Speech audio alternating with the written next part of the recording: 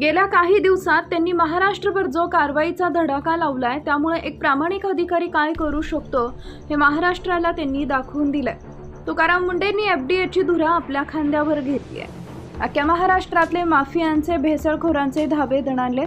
साईबाबांच्या शिर्डीत दर्शनासाठी येणाऱ्या भाविकांच्या आरोग्याशी प्रसादाच्या नावाखाली आरोग्याशी खेळ सुरू असल्याचं उघडकीस आलंय. प्रसादाच्या नावाखाली भेसळयुक्त आणि निकृष्ट दर्जाच्या पेढ्यांची विक्री होत असल्याचं समोर आलंय. साई भक्तांनी बुरशीयुक्त पेढ्यांबाबत तक्रारी केल्यानंतर अन्न आणि औषध प्रशासन तातडीनं खडबडून जागे झाले असून ॲक्शन मोडमध्ये आलंय. दररोज हजारो तर वर्षाकाठी करोडो भाविक साईबाबांच्या दर्शनासाठी शिर्डीत येतात.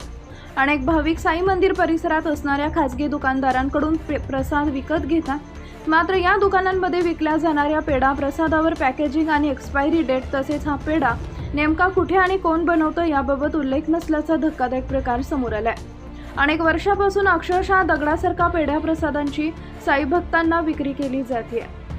पॅकिंग केलेल्या पेढ्यांना बुरशी लागल्याचं देखील दिसून येत आहे. प्रसादाच्या नावाखाली साई भक्तांच्या आरोग्याशी खेळ सुरू असून शिर्डी नगरपालिकेचा अन्न व औषध प्रशासनाचे याकडे साफ दुर्लक्ष झालंय.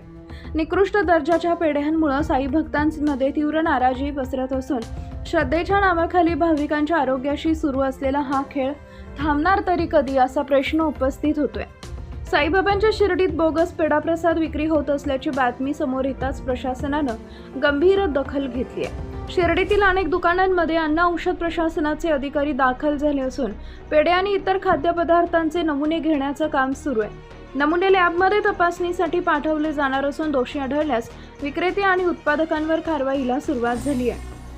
अन्न पदार्थांविरोधात अन्न व औषध प्रशासनानं मोठी धडक मोहीम राबवत तब्बल 8,57,00,000 रुपयांहून अधिक किमतीचा साठा जप्त केलाय.